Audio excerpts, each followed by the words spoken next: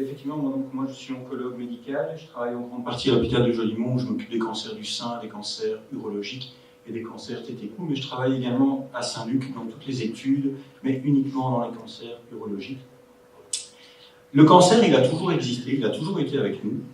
Ça, c'est le premier patient diagnostiqué avec un cancer au monde. Donc vous savez que maintenant, c'est la mode, on passe les momies au scan, en résonance. Et chez cette momie, qu'on va appeler Toutmose, on a découvert au scan des lésions au niveau de sa colonne. Ces lésions, on les a biopsiées, et ce sont des métastases d'un cancer de la prostate. Donc ce patient est le premier patient au monde diagnostiqué avec un cancer de la prostate. Et puis, à ce moment-là, les scribes, et c'était écrit tel quel, ils savent ce que c'est un cancer, mais il n'y a pas de traitement. Ils le disaient tel quel dans les papyrus. Ça, c'est Anne d'Autriche. Anne d'Autriche, c'est qui? C'est la maman de Louis XIV. Et la maman de Louis XIV, elle avait un cancer au niveau du sein. Et là, les médecins ont commencé tout doucement à s'intéresser à cette pathologie, et ils ont réfléchi, et ils ont commencé tout doucement à comprendre ce qu'était le cancer. Et il y a un médecin particulièrement intelligent qui s'est dit, tiens, il y a quelque chose qui est en train de grandir dans le sein de madame, il est en train de se nourrir du sein de madame, et on va essayer d'être plus intelligent que lui. Qu'est-ce qu'on va faire? Ils ont découpé une partie du sein et ils ont mis une tranche de steak dessus. Pourquoi? En se disant, eh bien, si le cancer est en train de se nourrir du sein, essayons de l'extirper du corps, essayons de l'attirer en dehors du sein avec une autre nourriture. Déjà, très intelligent, très avancé. Donc là, il y avait déjà des moyens de traiter le cancer. À la mode. Ça, c'est Angelina Jolie, le poster qui a décoré ma chambre. Là, Angelina Jolie, on est dans une toute autre ère. On sait, grâce à des tests génétiques, on sait prédire que Angelina Jolie a 80 à 90% de chances, de risque, de développer au cours de sa vie un cancer du sein ou un cancer de l'ovaire. Et donc, ce qu'on a fait chez elle, on a enlevé ses seins et on a enlevé ses ovaires. Donc là, on est dans une autre méthode, on arrive à individualiser le risque de développer un cancer. Et donc, tout ceci, on fait énormément de progrès en 3000, 4000 ans. On arrive de ne rien faire à pouvoir essayer d'empêcher le cancer. Alors, le rêve de tout oncologue, c'est de pouvoir éviter l'apparition du cancer, mais ça va être difficile. Mais si le cancer un jour arrive, c'est de pouvoir personnaliser notre traitement et de pouvoir surtout prédire quels traitements seront efficaces et quels traitements seront inefficaces. Alors, on a 100 000 milliards de cellules qui nous composent. Moi, je suis constitué de 100 000 milliards de cellules, vous voyez, et à l'instant où je vous parle maintenant, j'ai 200 millions de cellules qui sont en train de mourir. Mais j'ai 200 millions de cellules qui sont en train de naître. Naître, pourquoi? Pour remplacer celles qui meurent. Donc ça veut dire qu'il y a toujours une division cellulaire, il y a toujours des cellules qui meurent, il y a des cellules qui naissent, et il y a des cellules qui se divisent, pour assurer la croissance de l'individu et pour assurer le remplacement des cellules qui meurent. Alors, les cellules, c'est toujours la même chose, il faut qu'une cellule qui se divise soit la copie conforme exacte de celle qu'elle remplace. Donc d'une cellule mère, une cellule mère va donner 2 cellules filles, et ainsi de suite. Et ceci se fait grâce à ce qu'on appelle le cycle cellulaire. Vous voyez une cellule normale qui va à un moment donné se diviser, elle va dupliquer tout son matériel génétique, son ADN, elle va le dupliquer, elle va en faire 2 exemplaires, et la cellule va à un moment donné se diviser pour d'une cellule mère donner 2 cellules filles. Alors moi j'ai fait des cupcakes ce week-end avec mes enfants, et vous voyez les cupcakes, c'est des moules, hein. Les moules sont tous pareils. Hein. Et il y avait 16 moules sur la plaque, et il y a toujours un cupcake qui foire. Quand vous avez 200 millions de cellules qui sont en train de se reproduire à l'instant où je vous parle, même si vous avez 0,00001% d'erreur, ça fait quand même beaucoup. Et c'est ça le cancer. Vous avez une cellule normale qui doit se diviser en 2 cellules normales. Ok, dans la plupart des cas, ça se passe bien. À un moment donné, il y a un BINS, il y a une anomalie génétique, parce que le cancer est génétique, il y a une anomalie qui fait qu'une cellule normale devient anormale. Qu'est-ce qui se passe? cette cellule perd en fait le contrôle. Elle va devenir immortelle, ça veut dire qu'elle ne va jamais mourir. Et elle va perdre tous les mécanismes qui régulent sa prolifération. Elle ne va jamais mourir et elle va continuer à proliférer de façon incontrôlée, anarchique. Et donc, vous allez avoir une cellule anormale qui prolifère, qui prolifère, qui prolifère, qui prolifère. Vous allez avoir des cellules qui vont former une tumeur, qui vont envahir un organe et qui vont envoyer ensuite des cellules ailleurs dans le corps. C'est ce qu'on appelle les métastases. Et donc, vous allez avoir une tumeur qui petit à petit va grandir, grandir, grandir. Ça va développer un cancer. Et ce cancer va envoyer des cellules de métastases. Ça, c'est la définition du cancer. C'est quoi le cancer? C'est une prolifération incontrôlée de cellules qui sont devenues immortelles. Ce qui fait qu'on a différents stades. On a le stade 1, 2, 3. Vous avez une cellule, tout part d'une cellule. Une cellule devient une tumeur. La tumeur est petite, le stade 1. On l'enlève, la patiente est guérie. Le stade 2, la cellule prolifère, la tumeur devient plus grosse. Elle reste localisée, on l'enlève, la patiente est guérie. Le stade 3, la cellule a le temps de grandir, mais on voit également des cellules dans les ganglions. Les ganglions, c'est le premier relais. C'est un cancer qui est localement avancé. Là, la chirurgie toute seule ne suffit pas. On doit associer à la chirurgie la chimiothérapie, ou la radiothérapie, ou l'hormonothérapie. Et puis, vous avez le stade 4. Donc, dans ces 3 premiers stades, nous avons une attitude curative. Ce sont des traitements qui doivent être complémentaires, mais on guérit le patient. On ne peut jamais le garantir, bien évidemment. On n'a pas 100%, mais on a de bonnes chances de guérir le patient. Le stade 4, c'est un stade métastatique. Le cancer va envoyer des cellules ailleurs. Là, malheureusement, nous ne sommes pas dans une attitude curative, mais attention. Beaucoup de gens disent « Et quoi, vous ne savez pas me guérir, ça veut dire que je meurs demain. » Non, ce n'est pas vrai. On doit simplement essayer de multiplier, d'additionner les traitements qui peuvent être chez cette patiente le plus efficaces possible. On peut vivre avec un cancer métastatique. Mais il faut trouver les bons traitements et éviter les traitements inefficaces. C'est ça le but. Et c'est pour ça qu'on code les NRE.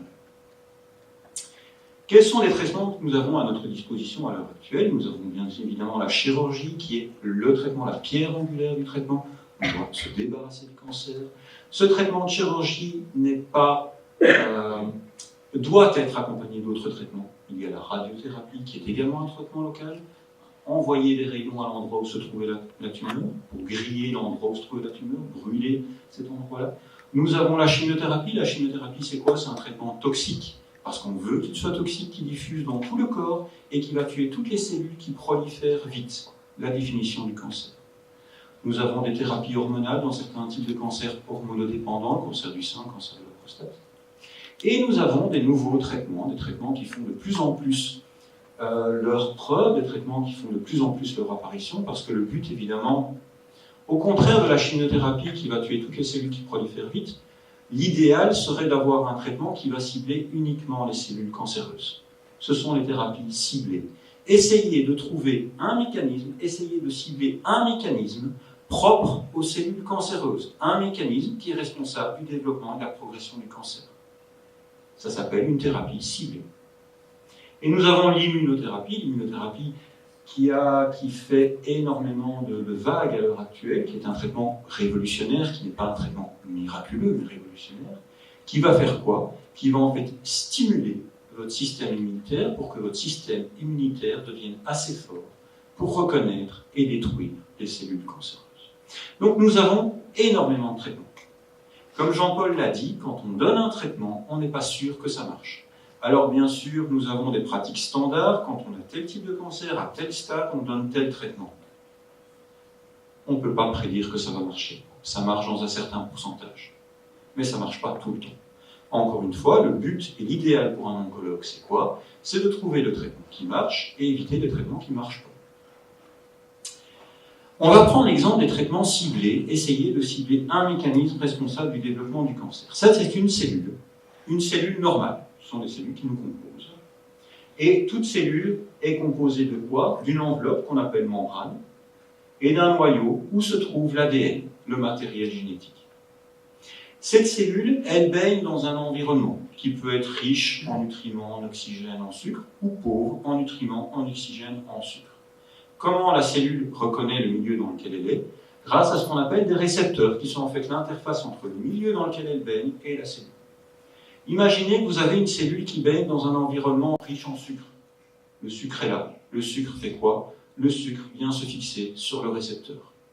Le récepteur s'active. Et le récepteur, il fait quoi? Il va transmettre que la cellule baigne dans un milieu riche en sucre au noyau pour pouvoir stimuler la prolifération de la cellule. Comment est-ce qu'elle va faire?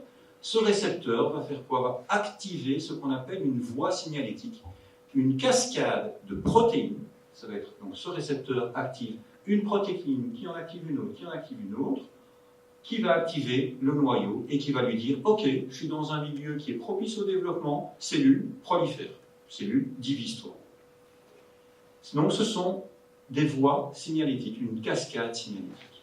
Et tout cela permet la croissance de la cellule, la prolifération de la cellule et d'autres mécanismes qui sont responsables du bien-être de toutes ces cellules.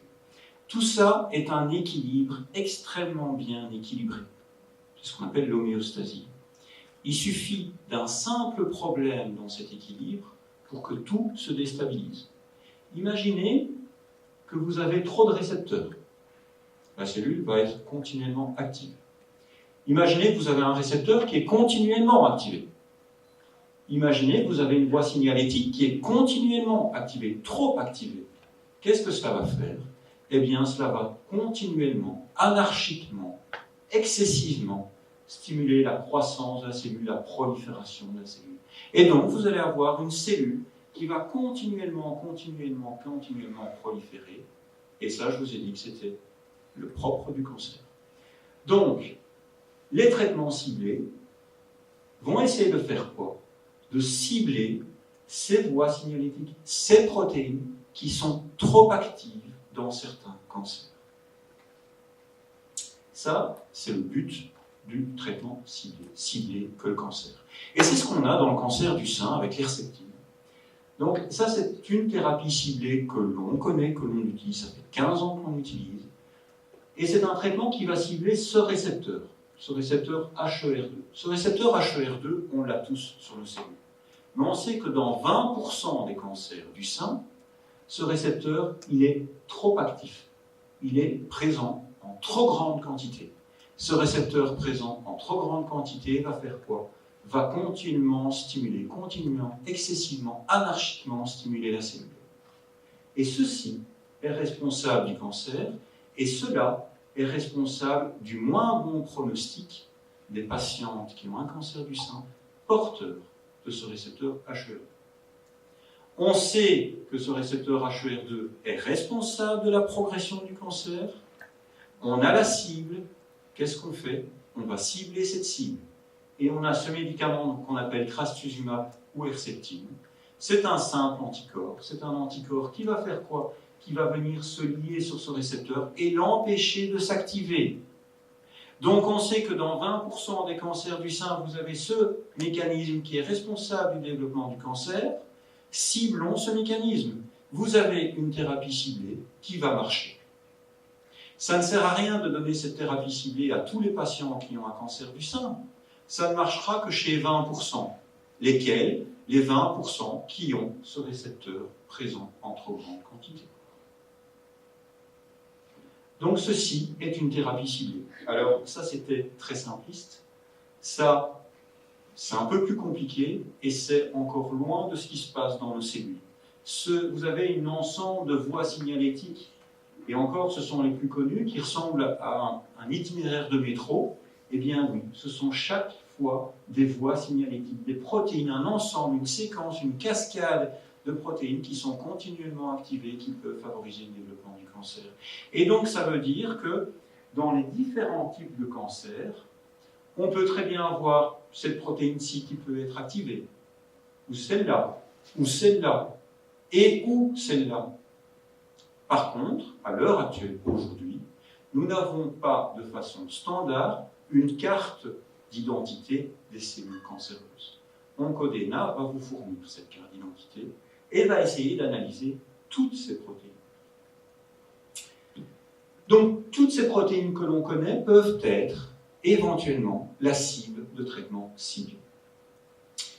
Mais encore une fois, ces traitements ciblés, ce qu'on utilise, on en a de plus en plus, elle a une efficacité individuelle. Il est difficile de prédire l'efficacité d'un traitement, difficile également de prédire la toxicité d'un traitement. Vous savez que la toxicité d'un traitement, elle est individuelle.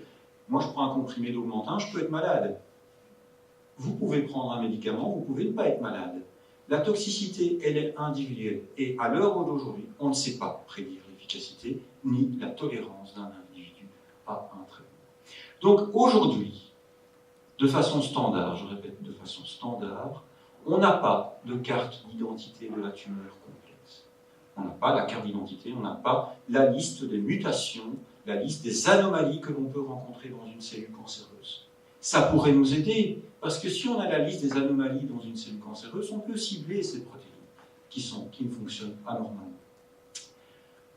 Alors, un traitement ciblé, vous avez différents traitements ciblés qui existent. Vous pouvez avoir un traitement dirigé contre la protéine A, on va l'appeler comme ça, un traitement dirigé contre la protéine B, contre la protéine C, contre la protéine D. Imaginons que nous prenons une population générale avec un cancer et nous donnons un traitement dirigé contre une protéine A à cette population générale. Peut-être que la protéine A n'est responsable du développement du cancer que dans 1 à 2% de cette population. Donc vous n'aurez que 1 à 2% de réponse. Donc le but, c'est quoi? C'est d'essayer d'identifier dans cette population quel patient a une protéine A qui est responsable du développement du cancer. Parce que si vous pouvez identifier ce patient, vous pouvez à ce patient donner un médicament dirigé contre la protéine A, ou contre la protéine B, ou contre la protéine C. Donc dans cette population, il est important d'établir cette carte d'identité de la tumeur pour pouvoir séparer ces patients.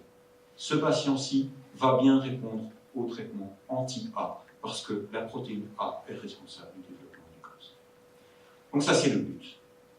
OncoDNA a fait son apparition, et c'est vrai qu'OncoDNA, Jean-Paul fait appel à moi il y a quelques années, et on s'est dit, bah tiens, c'est vrai que ça a l'air vraiment passionnant. J'ai fait des tests OncoDNA chez des gens, et on a eu des résultats extrêmement surprenants. Donc OncoDNA va nous aider à choisir un traitement ciblé, un traitement personnalisé. Va optimaliser la stratégie thérapeutique. Pourquoi? Va nous donner une liste des traitements qui sont potentiellement efficaces. Et on va pouvoir établir une liste de tous les traitements qui sont potentiellement efficaces et une liste des traitements qui sont potentiellement inefficaces. Pourquoi? Parce que si vous donnez un traitement inefficace à un patient, il va avoir les effets secondaires et il ne va pas avoir les bénéfices. Donc ça, c'est très important. Sur quoi se base-t-on? Une biopsie liquide. On prélève un morceau de la tumeur et on l'analyse. Ou une biopsie liquide. Vous avez des cellules tumorales qui peuvent circuler dans votre sang. Si vous arrivez à identifier ces cellules tumorales, à les isoler, vous pourrez établir une carte d'identité de ces cellules. Donc, ça peut se faire sur un prélèvement tumoral comme sur une simple prise de sang. Oui, sur une simple prise de sang. Qu'est-ce que ça va analyser? Ça va analyser votre ADN. Ça va être une analyse génomique. Le brin d'ADN, ça va dérouler votre brin d'ADN. Votre brin d'ADN, c'est ce qui fait que vous avez les cheveux blancs, les cheveux blonds, les cheveux noirs, les yeux bleus, les yeux marrons. Mais c'est ce qui fait aussi que vous pouvez développer un cancer. Parce que le cancer est d'origine génétique. Toute mutation au sein de l'ADN peut favoriser le cancer. Et donc, grâce aux nouvelles techniques, OncoDNA a un panel de plus de 300 mutations. Donc, peut identifier plus de 300 mutations qui peuvent être responsables du cancer sur une simple biopsie. Et peut également analyser les protéines. Donc les protéines, c'est quoi? C'est le résultat en fait de l'expression des gènes. Donc ça, c'est plus facile à faire, c'est une simple immunohistochimie, mais bref, ça peut nous dire, tiens, cette protéine, elle est trop présente ou elle est absente. Et donc en combinant les deux, vous pouvez avoir des résultats sous forme de liste, des résultats qui peuvent nous dire, je vais passer cette dia parce que cette dia-là est beaucoup plus intéressante pour moi. Une fois qu'on a fait l'analyse OncoDNA, eh bien j'ai une feuille sur Internet qui me dit, voilà, liste des traitements associés à un bénéfice clinique potentiel, liste des traitements associés à une absence de bénéfice, donc à une inefficacité, liste des traitements associés à une toxicité. Oui, évidemment, on n'est pas encore parfait, même si Jean-Paul est le Steve Jobs de la génomique, il y a encore des traitements pour lesquels on ne sait pas dire s'il va y avoir une efficacité ou pas. Mais donc ça, c'est extrêmement important pour moi parce que je peux dire, voilà, sur base d'une biopsie, j'ai des traitements qui peuvent être potentiellement efficaces. Ça peut inclure des chimiothérapies, des immunothérapies, des traitements ciblés, des hormonothérapies ou des traitements inefficaces. Et ensuite, ça c'est très intéressant aussi, ça peut me dire, voilà, ton patient a telle mutation, tu peux lui donner telle mutation, tu peux lui donner tel médicament, mais tu peux aussi l'inclure dans telle étude clinique que l'on trouve dans différents centres en Belgique. Donc ça c'est extrêmement important également. Alors, la question, évidemment, donc vous voyez que c'est extrêmement passionnant, extrêmement intéressant, c'est l'avenir. Est-ce qu'à l'heure actuelle, je le fais chez tous les patients? La réponse est clairement non.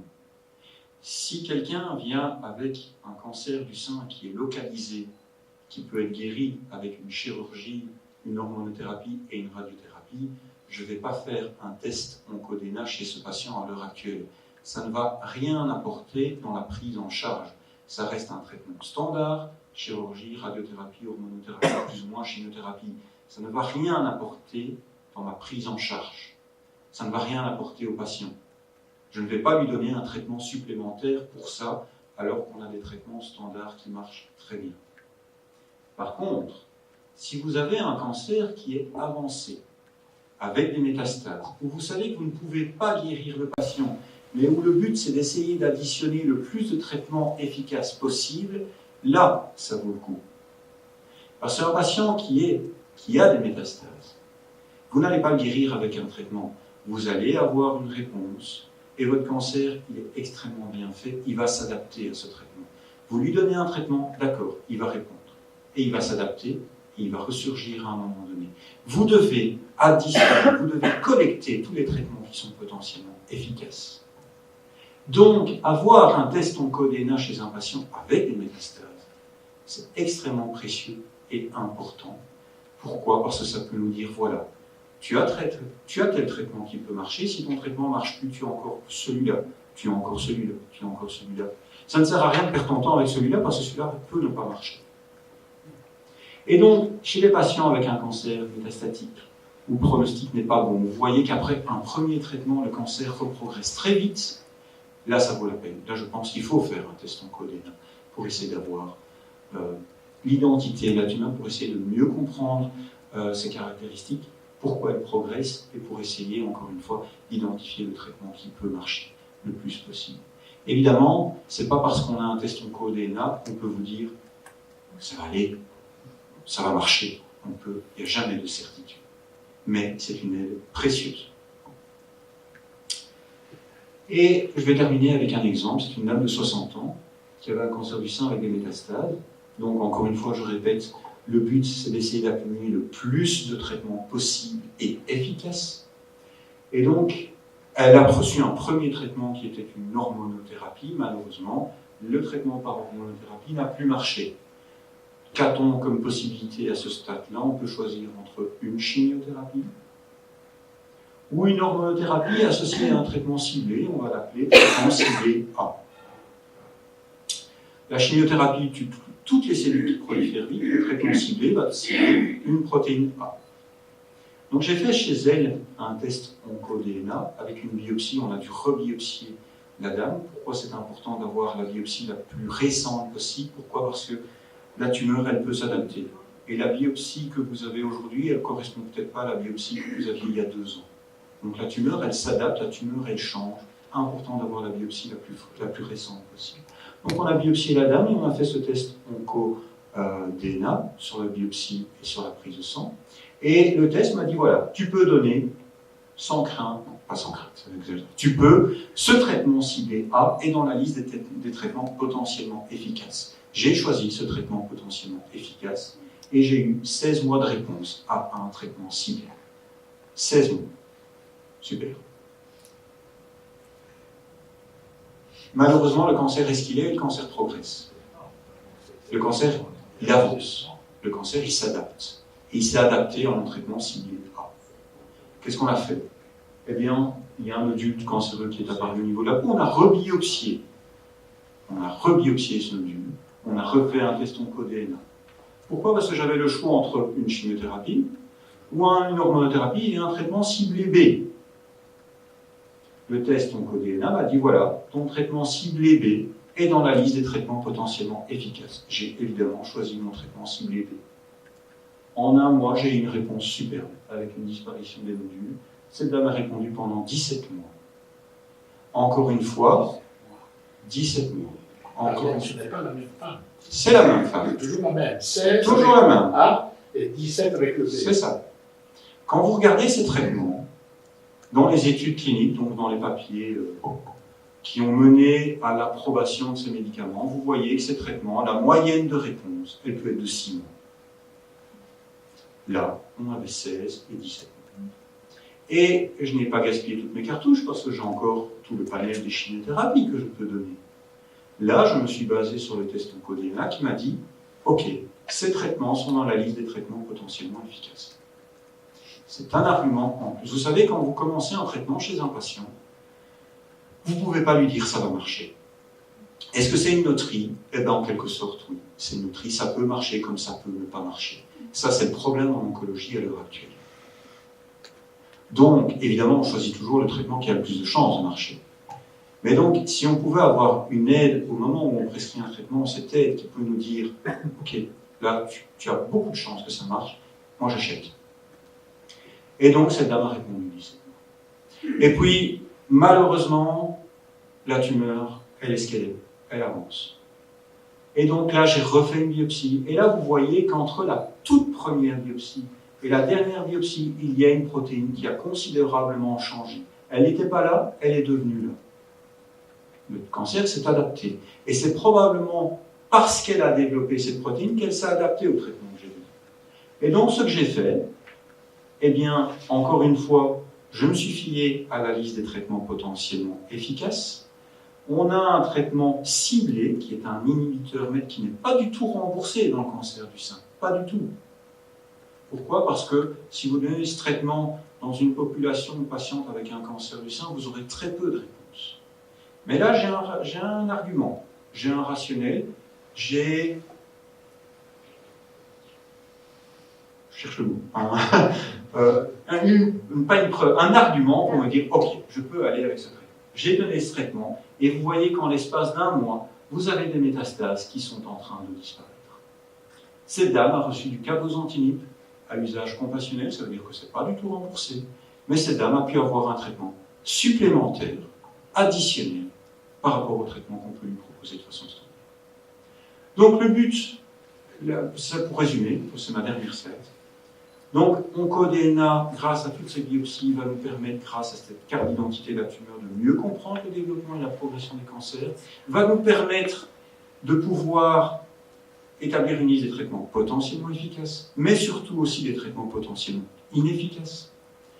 Il y existe une plateforme informatique sur laquelle tous les oncologues qui ont fait appel au OncoDNA peuvent partager leur expérience clinique, ce qui va aider à la recherche dans le cancer. Et donc, in fine, nous avons une personnalisation du traitement avec une meilleure compréhension du cancer. Voilà. Donc, comment ça marche? Si je pense qu'une patiente peut vraiment bénéficier de ce test, j'appelle Jean-Paul, j'appelle Gessaline, et ça marche. Voilà.